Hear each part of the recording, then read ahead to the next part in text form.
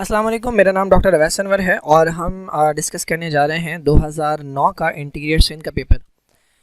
ये जो क्वेश्चन है ये मल्टीपल पेपर्स के अंदर आ चुका है और हर पेपर के अंदर डायग्राम एक ही होती है, लेबल किया हुआ होता है और फिर उससे रिलेटेड डिफरेंट क्वेश्चंस पूछते हैं। ये फ्लावर का स्ट्रक्चर है तो मैं इसे फर्दर एक्सप्लेन नहीं करूँगा। आप पिछले पेपर्स अगर देखेंगे जो मैंने एक्सप्लेन किए तो उसके अंदर बहुत डिटेल में बताया मैंने, तो अब मैं डायरेक्टली बात करूँगा। सिंपल सा बता रहा हूँ कि ये हमारे पास सेपल्स हैं, ग्रीन कलर के लीव्स। ये हमारे पास पेटल्स हैं जो कि कलर्ड लीव्स होते हैं। ये मेल रिप्रोडक्टिव पार्ट एंड्रोशियम है जो स्टेमन से बना होता है, और ये फीमेल रिप्रोडक्टिव पार्ट है कार्पल, जिसके 3 पार्ट्स होते हैं, स्टिग्मा, स्टाइल और ओवरी। ओवरी में ओव्यूल होता है। ये जो मेल रिप्रोडक्टिव पार्ट है इसका ये पार्ट फिलामेंट कहलाता है। ये एंथर, एंथर के अंदर पॉलन सैक होता है और पॉलन सैक में पॉलन ग्रेन्स होते हैं। अब क्वेश्चन क्या पूछा है इन्होंने, फ्रूट डेवलप होता है इनमें से कौन से पार्ट से। तो आपको पता होना चाहिए कि जो ओव्यूल है, जो ओवरी के अंदर होता है, ओव्यूल से आगे जाकर बनता है सीड, और जो ओवरी है जो उसके अराउंड होती है उससे आगे जाकर बनता है फ्रूट। तो आपने नोटिस किया होगा कि जो आप फ्रूट खाते हैं बीज उसके अंदर होता है। तो आप जो आम खाते हैं तो वह आम बेसिकली बना हुआ है ओवरी से, और उसके अंदर जो गुठली होती है, जो सीड होता है उसका, वो बेसिकली बना होता है ओव्यूल से। तो इसमें ओवरी जो है उसको रिप्रेजेंट किया है इन्होंने 2 से। 1 जो है ये ओव्यूल को रिप्रेजेंट कर रहा है और 2 जो है ये ओवरी को रिप्रेजेंट कर रहा है। तो 2 जो है वो करेक्ट आंसर है। ड्यूरिंग पॉलिनेशन, पॉलिनेशन का मतलब होता है पॉलन ग्रेन का ट्रांसफ़र होना। तो पूछ रहे हैं कहाँ से कहाँ होता है। तो भाई जहाँ पॉलन ग्रेन बनते हैं वहाँ से ट्रांसफ़र होगा। कहाँ बनते हैं पॉलन ग्रेन, मैंने आपको बताया ये मेल रिप्रोडक्टिव पार्ट है। इसके 2 पार्ट होते हैं, ये लॉलीपॉप की तरह है। ये वाली डंडी इसकी कहलाती है फिलामेंट और ये ऊपर वाला पार्ट कहलाता है एंथर। एंथर को अगर आप खोल के देखें तो एंथर के अंदर इस तरह के कुछ बैग्स होते हैं जिन्हें हम कहते हैं पॉलन सैक, और इन पॉलन सैक के अंदर बनते हैं बहुत सारे पॉलन ग्रेन्स। ठीक है, तो यहाँ से ट्रांसफ़र होगा। अब इसको लेबल इन्होंने किया हुआ है 5 से, तो 5 से कहीं ना कहीं जाएगा। कहाँ जाएगा, वो जाता है इस पार्ट पे। ये जो कार्पल है इसके 3 पार्ट्स होते हैं। ये ऊपर वाला पार्ट जो है ये कहलाता है स्टिग्मा, ये वाला पार्ट कहलाता है स्टाइल, और ये ओवरी है। तो पॉलन ग्रेन यहाँ से उड़ के आता है और इसके ऊपर आकर बैठता है, और यहाँ से बनती है पॉलन ट्यूब, यहाँ पर आकर बैठता है। तो इसको इन्होंने लेबल किया है 4 से। तो पॉलन ग्रेन जो है ये 5 से मूव करेगा और ये जाएगा 4 पे। ठीक है, एंथर से जाएगा स्टिग्मा पे। The formation of haploid cells through meiosis take place in structures numbered. अच्छा देखें, हैप्लॉइड सेल वो होता है कि जिसके अंदर आधे क्रोमोसोम होते हैं, आधे क्रोमोसोम। और मियोसिस अगर होगा तो मियोसिस एक ऐसा प्रोसेस होता है जिसमें नंबर ऑफ क्रोमोसोम हाफ हो जाता है। तो अगर एक सेल है कि जिसके अंदर 20 क्रोमोसोम है और इसके अंदर अगर मियोसिस होता है तो इससे बनने वाले सेल के अंदर 10 क्रोमोसोम होंगे। ठीक है, तो मियोसिस कभी भी इस सेल में नहीं होगा। एक बार जब ये डिवीजन हो गई है, अब ये सेल कभी भी मियोसिस नहीं कर सकता। ठीक है, ये कभी भी मियोसिस नहीं कर सकता, ये हमेशा करेगा माइटोसिस। मियोसिस से वो अलग सेल कर सकता है जो डिप्लॉइड हो, क्योंकि जब डिप्लॉइड के अंदर मियोसिस होता है तो उससे इस तरह के सेल बनते हैं जिन्हें हम हैप्लॉइड कहते हैं। ठीक है, अब प्लांट के अंदर आपको पता है कि एक जनरेशन होती है जिसे कहा जाता है स्पोरोफाइट। स्पोरोफाइट का काम होता है स्पोर बनाना। अब स्पोरोफाइट के अंदर जो सेल्स है ना वो होते हैं डिप्लॉइड। ठीक है, और उससे जो स्पोर्स बनते हैं, स्पोरोफाइट के अंदर स्पोर्स बनते हैं, तो जो स्पोर्स बनते हैं वो होते हैं हैप्लॉइड, यानी इनमें आधे क्रोमोसोम होते हैं। तो बेसिकली आपने यही फाइंड आउट करना है कि ये स्पोर्स बनते कहाँ हैं। तो स्पोर्स बनेंगे रिप्रोडक्टिव पार्ट में। कौन है रिप्रोडक्टिव पार्ट भाई? अगेन ये मेल रिप्रोडक्टिव पार्ट है और इसका मैंने बताया ये डंडी किसी काम की नहीं है, ये ऊपर वाला स्ट्रक्चर है जो काम का है। पहले यहाँ पे स्पोर बनता है और फिर उससे आगे जाकर पॉलन ग्रेन बनता है। तो स्पोर्स बन रहे हैं 5 में। अच्छा, इसमें अगर आप देखें तो यहाँ पे स्पोर नहीं बनते, ऊपर नहीं बनते, बल्कि ये जो नीचे वाला पार्ट है ओवरी, ओवरी के अंदर जो ओव्यूल है इसके अंदर स्पोर बनता है। तो एक तो 5 में बनता है स्पोर और दूसरा बनता है 1 में। ठीक है, तो 5 और 1 ये वो पार्ट्स हैं कि जहाँ पर हैप्लॉइड सेल बनते हैं, यानी स्पोर्स बनते हैं। तो ये हमारा करेक्ट आंसर है। इसको मैं फर्दर एक्सप्लेन करूँगा चैप्टर नंबर 9 में, जब मैं लाइफ साइकिल पढ़ाऊँगा प्लांट्स की।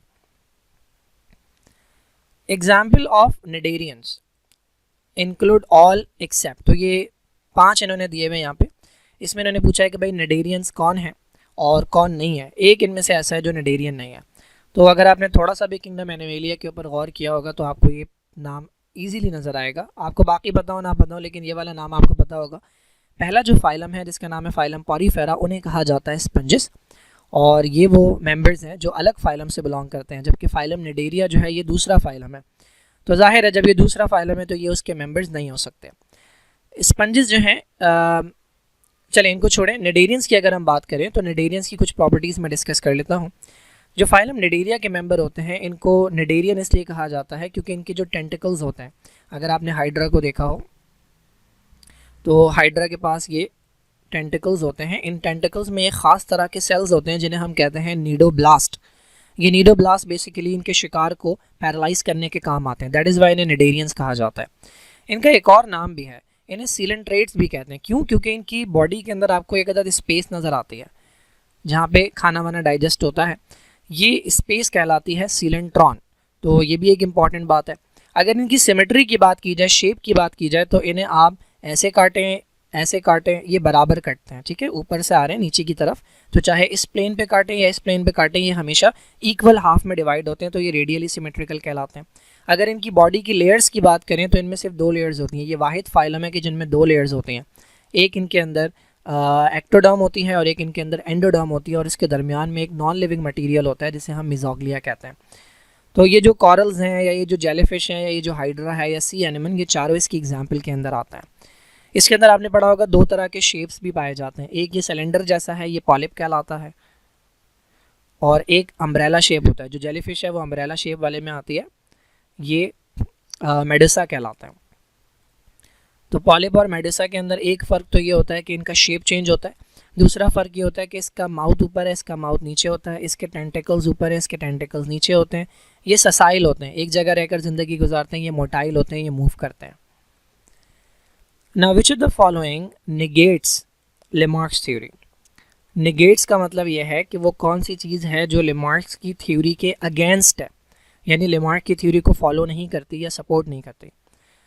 तो बहुत सिंपल सी बात है। लेमार्क की थ्योरी कहती है कि भाई, लेमार्क कहता है कि इन्वायरमेंट जो है वो किसी भी एनिमल के ऊपर कोई ना कोई इफ़ेक्ट डालता है, उसे किसी ना किसी कंडीशन में डालता है। उस कंडीशन में आने के बाद वो एनिमल किसी चीज़ का इस्तेमाल ज़्यादा कर देता है और किसी चीज़ का इस्तेमाल कम कर देता है। जिस चीज़ का इस्तेमाल ज़्यादा हो जाता है वो उसमें अच्छी हो जाती है, और वो चेंज जो उसमें आया है वो अपनी जनरेशन में पास ऑन करता है। और किसी चीज़ का इस्तेमाल कम कर देता है तो उसमें वो चीज़ वीक हो जाती है, और वो जो चेंज उसके अंदर आया है वो अपनी जनरेशन में पास करता है। और जनरेशन आफ्टर जनरेशन ये चेंजेस इतना हद तक जमा हो जाते हैं कि वो ऑर्गन, वो पार्ट जो ज़्यादा इस्तेमाल हुआ है वो बेहतर से बेहतर होता जाता है, और वो पार्ट जो कम इस्तेमाल हुआ है वो गायब हो जाता है। अब इसने ये एग्जाम्पल दी थी स्नैक के बारे में। इसने कहा कि इसके हाथ पैर हुआ करते थे लेकिन उसने इस्तेमाल करना छोड़ दिया तो गायब हो गए। तो ये हमारा आंसर नहीं है, क्योंकि ये तो सपोर्ट करती है। जिराफ की अगर बात करें तो ज़ाहिर एक कहा जाता है कि जिराफ पहले हॉर्स जितना था, फिर उन्होंने गर्दन के मसल्स को स्ट्रेच करना शुरू किया, इस्तेमाल करना शुरू किया, तो उनकी गर्दन भी स्ट्रेच हो गई और उनके जो अगले लिम्स हैं वो भी स्ट्रेच हो गए। तो ये भी सपोर्ट करता है। Foot of modern horse. Modern horse के अगर फुट को अगर हम देखें तो आपको उसके अंदर ना कुछ बोन्स मिलती हैं, जबकि उसकी उंगलियां नहीं हैं, लेकिन जिस तरह हमारी 5 उंगलियां हैं तो 5 उंगलियों के पीछे 5 बोन्स होती हैं, उसकी भी बोन्स जो हैं वो बाकी हैं अभी। तो कहा यह जाता है कि वो पहले उंगलियां उसके डिजिट्स हुआ करते थे लेकिन फिर बाद में वो हुफ में कन्वर्ट हो गए, तो वो बोन्स अभी तक बाकी हैं उसकी। तो ये भी सपोर्ट करता है। वेब फीट ऑफ डक ये भी सपोर्ट करता है। ये चारों चीज़ें सपोर्ट करती हैं। ये चीज़ है जो इसकी थ्योरी के अगेंस्ट है। सर्कमसिजन कहते हैं ख़तना करने को। आपको पता है कि मुस्लिम्स में जो मेल होते हैं उनका जो पेनिस होता है, जो रिप्रोडक्टिव ऑर्गन है, उसकी थोड़ी सी स्किन रिमूव की जाती है। ये कस्टम कहलाता है सर्कमसिजन, या इसे ख़तना कहता है। तो अकॉर्डिंग टू लेमार्क ये जो चेंज आया है इसके अंदर, ये अगली जनरेशन में पास ऑन होना चाहिए था। यानी इस मुसलमान के घर जब अगला लड़का पैदा होता तो उसको ख़तना की ज़रूरत नहीं पड़ती, लेकिन आप देखते हैं कि हर बार जब मुसलमान पैदा होता है लड़का तो उसे ख़तना की ज़रूरत पड़ती है। इससे पता ये लगता है कि जो चेंज हमारी बॉडीज़ के अंदर आते हैं लाइफ में वो आगे पास ऑन नहीं होते। तो ये लेमार्क की थ्योरी के अगेंस्ट बात है, ये इसे नेगेट करती है।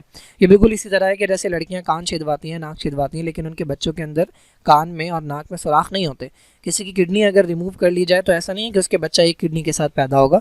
ये तमाम अक्वायर्ड कैरेक्टरिस्टिक्स हैं, हासिल किए हुए हैं, और ये आगे पास ऑन नहीं होते। How many bones are present in the wrist. तो ये हमारे पास आर्म है, ठीक है, ये बहुत अजीब सा आर्म है। ये फोर आर्म है, ठीक है। उसके बाद ये रिस्ट है और फिर ये पाम है, 5 हड्डियाँ हो गई। फिर उसके बाद ये आपकी डिजिट्स हैं, ठीक है। डिजिट्स में उंगलियों में आपकी 3 हड्डियाँ होती हैं और अंगूठे में 2 होती हैं। अब ये जो रिस्ट है, कलाई, इसके बारे में पूछा है कि भाई यहाँ पे कितनी हड्डियाँ होती हैं। तो यहाँ पे कुल मिला के 2 रॉज होती हैं 4 हड्डियों की, तो ये बन गई आपकी 8, ठीक है। बहुत सारे लोग बड़ा कंफ्यूज होते हैं कि 8 हड्डियाँ कैसे हो सकती हैं। तो बहुत छोटी छोटी हड्डियाँ होती हैं और ये 8 बोन्स होती हैं और इन्हें कहा जाता है कार्पल्स। कार्पल्स। यहाँ पे एक बोन है, इसे कहा जाता है ह्यूमरस। यहाँ पे 2 बोन्स हैं, एक रेडियस है और एक अल्ना है। यहाँ पे जो बोन्स हैं 8, ये कार्पल्स कहलाती हैं। ये जो 5 आपको नज़र आ रही हैं, these are known as metacarpals. Metacarpals. और ये जो छोटी छोटी 14 हड्डियाँ हैं, ये 2 हो गई और ये 3, 4, 3, 6, 9, 12 और ये 2, 14, ये कहलाती हैं फेलेंजेस, ठीक है। ये हमारे स्केलेटन की बोन्स हैं। The stomatal pore will open when. तो ये बड़ा आसान सा क्वेश्चन है, स्टोमेटा की ओपनिंग से रिलेटेड। अगर आपको पता है कि स्टोमेटा की ओपनिंग किस चीज़ की वजह से होती है तो आप इसे आसानी से सॉल्व कर सकते हैं। तो पहली बात तो स्टोमेटा है क्या? स्टोमेटा बेसिकली एक अदद ओपनिंग है जो मौजूद होती है 2 सेल्स के दरमियान, जिन्हें हम कहते हैं गार्ड सेल्स, ठीक है। ये बीन शेप या किडनी शेप सेल्स होते हैं एपिडर्मिस के अंदर। These are known as guard cell. ये गार्ड सेल की 2 हालतें हैं, ये फ्लैसिड है, मुरझाया हुआ, और ये टर्जिड है, सख्त हुआ हुआ, ठीक है। इस कंडीशन से इस कंडीशन में आने के लिए क्या चीज़ चाहिए होती है? वो है वाटर। इसके अंदर जब पानी एंटर होता है तो पानी इसको अंदर से स्ट्रेच करता है। जब पानी से अंदर से स्ट्रेच करता है तो चूंकि इसकी अंदर की वॉल थिक होती है तो ये अंदर की तरफ स्ट्रेच नहीं हो पाता, बाहर की तरफ स्ट्रेच होता है। तो ये इस तरफ मूव करने लगता है, जिसकी वजह से इनके दरमियान एक ओपनिंग डेवलप हो जाती है, जिसे हम कहते हैं स्टोमेटा। हम कहते हैं स्टोमेटा ओपन हो गया। तो कब होता है स्टोमेटा ओपन? जब गार्ड सेल का टर्गर प्रेशर या टर्जिडिटी इंक्रीज होती है। क्योंकि अगर डिक्रीज होगी, यहाँ पे डिक्रीज हो रही है और यहाँ पे इंक्रीज हो रही है, जब टर्जिडिटी इंक्रीज होगी तब गार्ड सेल जो हैं उनके दरमियान ओपनिंग डेवलप होगी। तो पहले ऑप्शन में लिखा है turgor of guard cell decrease, गलत ऑप्शन है। टर्गर ऑफ गार्ड सेल जब इंक्रीज होगा, इनकी टर्जिडिटी जब बढ़ेगी तो इनके दरमियान ओपनिंग होगी। अच्छा, लीफ को अगर डार्क में रखा जाए तो स्टोमेटा ओपन नहीं होते, क्योंकि लाइट जो है, सनलाइट, वो कंट्रोल करती है opening and closing of stomata को। कैसे? ये जो गार्ड सेल है इसके अंदर मौजूद होते हैं क्लोरोप्लास्ट, ठीक है। ये क्लोरोप्लास्ट है। जब लाइट पड़ती है तो ये बनाना शुरू करते हैं फूड, ग्लूकोज बनाते हैं। ग्लूकोज एक सॉल्यूट है, ये ग्लूकोज है, ये एक सॉल्यूट है। जब भी सॉल्यूट होता है ना, जहाँ पे वो पानी को अट्रैक्ट करता है, तो जब ग्लूकोज इसके अंदर बहुत सारा हो जाता है तो पानी इसके अंदर आता है। दैट इज़ हाउ लाइट जो है वो कंट्रोल करती है ओपनिंग को। तो अगर डार्क में रख देंगे तो ये काम नहीं होगा और स्टोमेटा ओपन नहीं होगा। कार्बन डाइऑक्साइड के अमाउंट से स्टोमेटा का कोई काम नहीं है और एटमॉस्फेयर के भी वाटर वेपर से स्टोमेटा की ओपनिंग का कोई ताल्लुक नहीं है। The location of an enzyme where a substrate binds is called. तो वो बड़ा आसान है। ये अगर हमारे पास एक एंजाइम है, ये इसका सबस्ट्रेट है, तो ये सबस्ट्रेट यहाँ आके बैठता है, ठीक है। यहाँ नहीं बैठेगा, यहाँ नहीं बैठेगा, यहाँ, ये सबस्ट्रेट यहाँ आके बैठेगा। बिल्कुल इसी तरह है कि मेरी पूरी बॉडी के अंदर एक छोटा सा पॉइंट है कि जहाँ से मैं खाना खाता हूँ और वो है मेरा माउथ, ठीक है। तो माउथ वो पॉइंट है जहाँ से खाना अंदर जाता है, बाकी किसी पॉइंट से खाना अंदर नहीं जाता। बिल्कुल इसी तरह ये एंजाइम का माउथ जो है, जहाँ पे आकर सबस्ट्रेट बैठता है, ये कहलाती है एक्टिव साइट। यहीं पर रिएक्शन होता है। कुछ एंजाइम्स के अंदर इसके अलावा एक और स्पेस होती है। सपोज़ ये एक जगह है, यहाँ पर भी आकर एक मॉलिक्यूल बैठ सकता है। वो सबस्ट्रेट नहीं होता, वो कोई और मॉलिक्यूल होता है जो एंजाइम की एक्टिविटी को रोकने आता है। ये साइट कहलाती है एलोस्टेरिक साइट, ठीक है। Okay, in cockroaches the portion from pre oral cavity to gizzard is known as. तो पहले मैं बता दूं, इसे हम कहते हैं प्रोक्टोडियम, इसे हम कहते हैं स्टोमोडियम, या इसका दूसरा नाम है फोरगट। फोरगट, ठीक है। उसके बाद आती है ये मेसेंट्रॉन, इसे हम कहते हैं मिडगट। और उसके बाद प्रोक्टोडियम है, इसे हम कहते हैं हाइंडगट, ठीक है। ये इसके डाइजेस्टिव सिस्टम के 3 पार्ट्स हैं। अगर मैं बनाने की कोशिश करूं, मेरी डायग्राम इतनी अच्छी नहीं है वैसे, तो ये एसोफेगस है, ठीक है। ये यहाँ पे सलिवरी ग्लैंड निकलेगा, ठीक है। ये सलिवरी ग्लैंड है। ये क्रॉप है, ये इसोफेगस है, इसके बाद ये गिजार्ड है, ठीक है, और यहाँ से कुछ ट्यूब्स निकलती हैं इधर, these are known as hepatic caeca या हेपेटिक सीकाए। यहाँ पे एंजाइम प्रोड्यूस होते हैं और ये एंजाइम यहाँ से मूव करके इधर आते हैं और फिर यहाँ डाइजेशन होती है।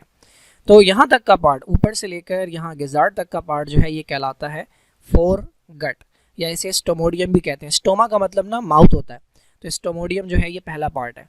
उसके बाद ये मिडगट है, ठीक है। मिडगट कहाँ ख़त्म होती है मैं बताता हूँ, ठीक है, ये रेक्टम आ गया। अच्छा, मिडगट जो है वो एक पॉइंट पे ख़त्म होती है जहाँ पे एक और आपको ट्यूब नज़र आती है। ये कुछ ट्यूब लाइक स्ट्रक्चर्स हैं, these are known as Malpighian tubules. ये बेसिकली इंसेक्ट के एक्सक्रीटरी ऑर्गन्स होते हैं, मैल्फीजियन ट्यूब्यूल्स। यहाँ से लेकर इस गिजार्ड तक का जो पार्ट था ये कहलाता है मिडगट, या इसे मीजेंट्रॉन भी कहते हैं, और इसके बाद का जितना भी पार्ट है ये कहलाता है हाइंडगट, या इसे आप प्रोक्टोडियम भी कहते हैं, ठीक है।